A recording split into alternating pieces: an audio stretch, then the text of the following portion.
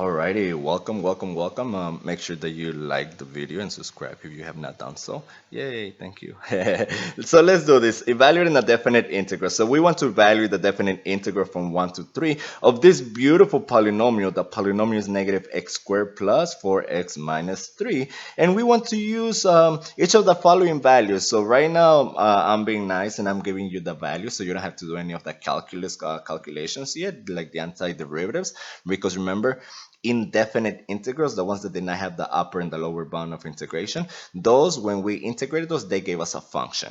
All right. When we integrate, when we evaluate a definite integral, we get a number. So I'm saving you right now that calculus work, which is coming pretty soon. All right. But for now, I'm telling you, hey, the integral from 1 to 3 of x squared is 26 over 3. The integral from 1 to 3 of x with respect to x dx, right, is equal to 4. And the integral from 1 to 3 of dx is equal to 2. It's interesting if you look at these ones as a function and you graph it, and you just what does that mean in terms of like area? Like, remember, this is the only one that you should have some trouble, like, oh, I don't know how to calculate the area of x squared. But yeah, and this one, what is this? Uh-oh, what is there? We don't know what there is. Oh no.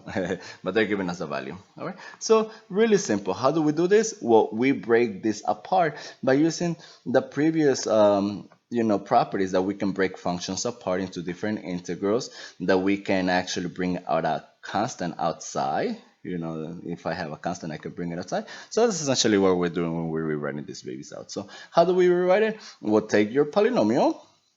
All right, and then from the polynomial, just break it apart into negative x squared plus, you see, here, I decided not to take out the variable, just so you see the first step. But over here, I noticed that this was a constant, so I noticed that I can write it outside and just write that integral from 1 to 3 of x dx minus the integral from 1 to 3 of 3 and with respect to x dx.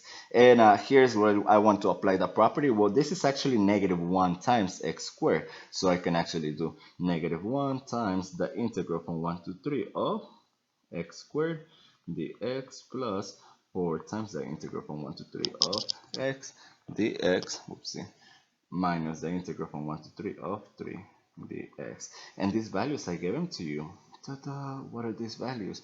Well, we know the integral 1 to 3 of x squared is equal to negative 1 times 26 over 3 brackets plus 4 times the integral from 1 to 3 of x is 4.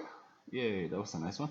Minus the integral from 1 to 3 of, ooh, how do we do this one? Well, this is actually, check this out. We can bring the 3 out and this becomes 3 times the integral from 1 to 3 of dx, which is what we have here. All right, this is equal to 3 times 2. And if we do all this, we get a grand total of 4/3. That is the area. Just a little bit over 3 over 3, which is a whole, right? 4/3. So 1.3333, around 1.333.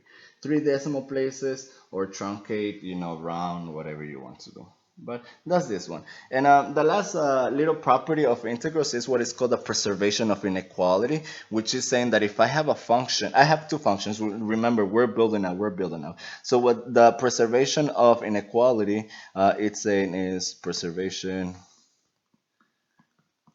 of inequality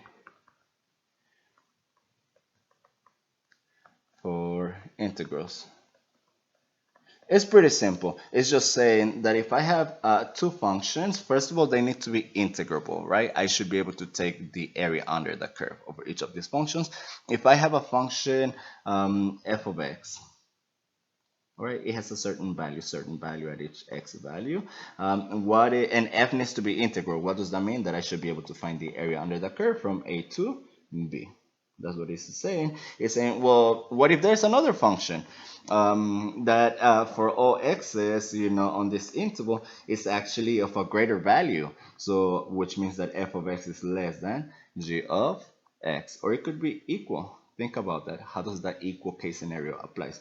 Well, if f is greater than g of x, then I don't know how it looks like, but as long as it's bigger, in value, at a is this value, well, at a is this value. All these values are always greater than these values. Therefore, it's saying that the area under the curve from a to b of f of x, the x is less than or equal to the area from a to b of g of x dx. It's saying the area of the, if these values are lower, well, the area under this function is going to be smaller than the area of this bigger function.